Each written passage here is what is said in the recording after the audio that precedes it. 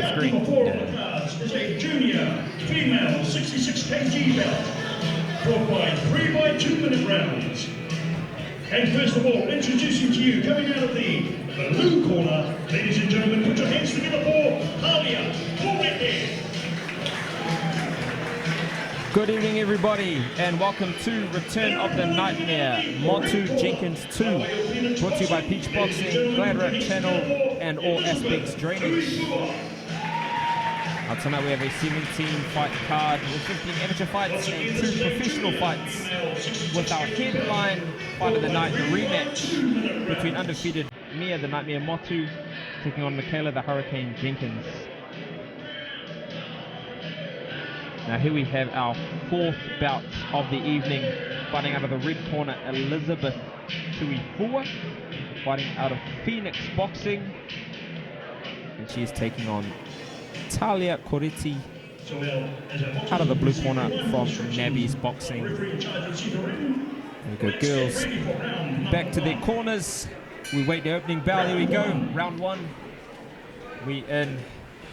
Now quickly there we have Talia taking the center of the ring, pressing forward. Slightly taller of the 2 fighters. She's pumping that long jab. There you go, keeping Elizabeth at range. Lands a jab of her own. There you go, moving nicely. Oh, took a couple of long shots there, but she's moving nicely. She's stepping to the side, popping 2 shots, moving ahead, throwing again. There you go, nice. putting the phases together beautifully. Mixing up her shots down the middle, around the side, throwing in combinations. The referee sends Elizabeth to the corner. It's to fix the headgear. Bit of a break in the action. I'm sure they'll get right back to it. What do you think of that start so far, Dave? Yeah, very. It looked like Talia was out of the blue corner. She's holding the nice right hand landed from her too. She's holding the center of the ring really well. But Elizabeth Tuifua, she's ducking under the right hand and putting on the pressure herself at times. It's a good bout so far. That's on. You know, she's the slightly shorter of the fighter, and it's also she's changing up her levels and her heights, right? Going down, stepping around instead of being right in front of Talia, which is, you know, not going to be an advantage being the shorter fighter.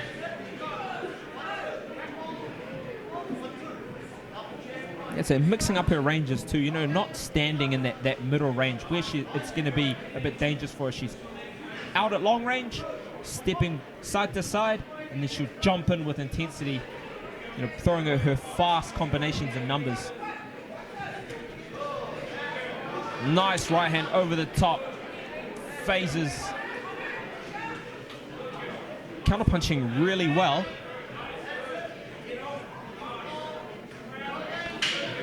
Yeah, she's ducking shots, stepping out around the left hand of the taller girl in blue, and she's finding that right hand. But they in their exchanges, a lot of their exchanges are even. Just swapping punches face to face. So that's our first round in the books. How would you call that first round, Dave? How would you call that? It was a little bit difficult. When you're the boxer who's moving more and you eat one of the shots that you don't see and it flicks your head back, it can often look worse than it really is, but you don't know how the judges are scoring those kind of punches. But then she's doing really good work ducking and landing those right hands. Well, Dave, I'll make it hard for you, Dave. And throwing combos up the middle. If you were scoring the fight, how would you call that first round? That was my diplomatic answer. If you want my real answer, let's go. Give it red.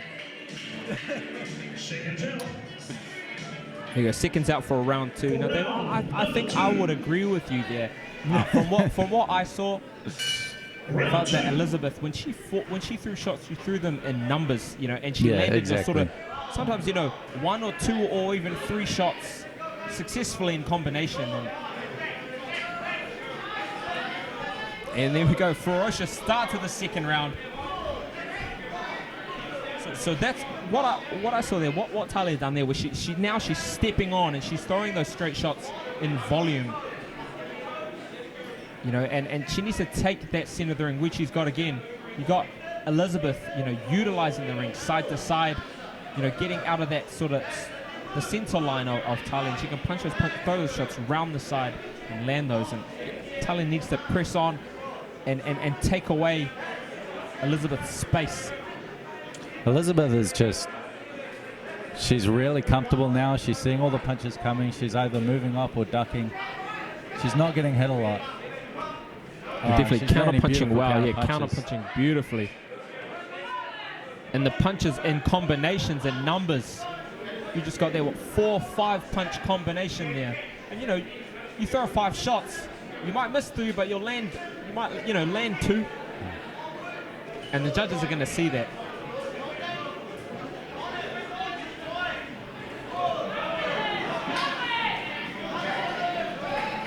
Yeah, the clearer and more effective punches are coming from Red at the moment. And then Talia following her around, working behind that jab.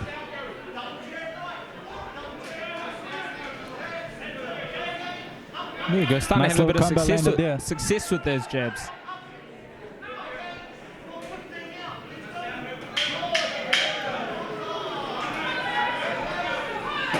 And they exchange over the center of the ring. Nice, here we go, Talia starting to have success at the end of that round. And the crowd applauds, enjoying the action.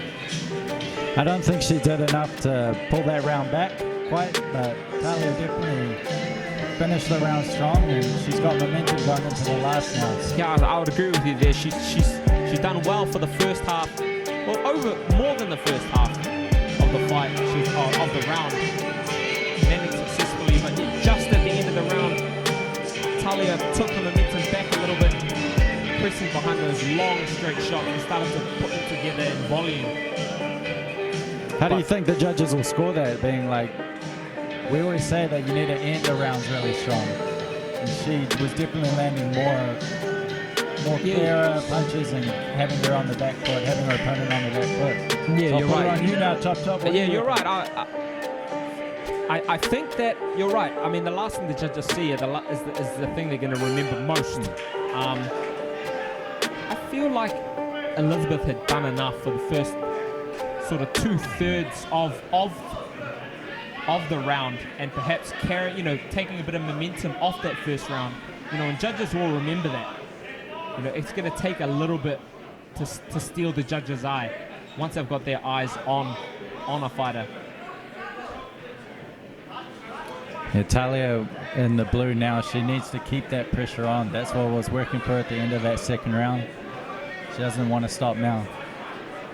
Yeah, you can see that she's bringing that ferocity back again, starting where she finished in that last round, putting the punches together in volume, putting them together in numbers. And like you said before, Dave, you want to be in the center, right? It's tiring being the fighter on the outside, you know, where the person in the middle kind of dictates the pace of the fight, you know, having to use your legs, moving side to side, and then when your opponent steps on, you having to fight when they decide, you know, and that burns your batteries a bit faster, doesn't it? And Talia just does not have the speed or the flashiness of Elizabeth, her opponent. So she needs to use that center ring. She needs to keep her on the outside, keep that jab, keep that pressure on, like she is now. Exactly like she's doing now. Right, and being in the center of the ring, the judges tend to favor the aggressor, right? So if you're on the outside, you know, you better be landing a lot and not really taking shots. Whereas now it's starting to seem like a bit more of an even affair. But as we were saying, we have Talia pressing the action. And Elizabeth is slowing down in the red. And perhaps feeling the pace of the fight. She's starting to puff now. Got her mouth open. There we go, 10-second clapper. And Talia really has taken the momentum in this third and final round. They trade to the bell. I actually really enjoyed that bout. Awesome finish and a really beautiful contrast of styles. Contrast of styles. Just about to say that, exactly.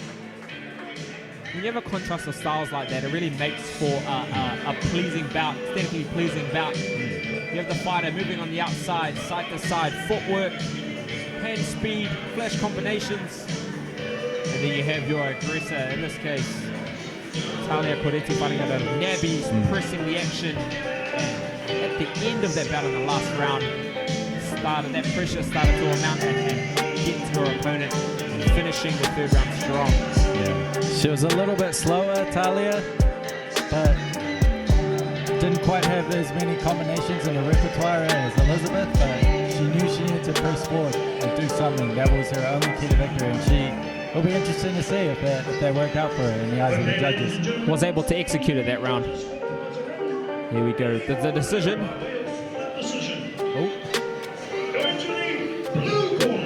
And it did.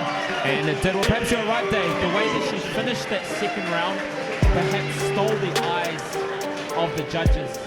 She finished the second round strong, and as we said in that last round, her pressure started to amount, and she was able to finish the fight strong and take that last round in our eyes, and obviously in the judges' eyes, as she walks away with a split decision victory. That's why it could have been seen done for this part of the evening. I'm now going to pass the recording to a very dear friend of mine, Mr. Dale Hoffman, Like the from recording Radio as they walk out, and I can like intro before Russell jumps in, you know what I mean? Is it like when you start, it's like Russell's like, hey, so I have to, like I feel like I have to wait. I'll wait for him to go.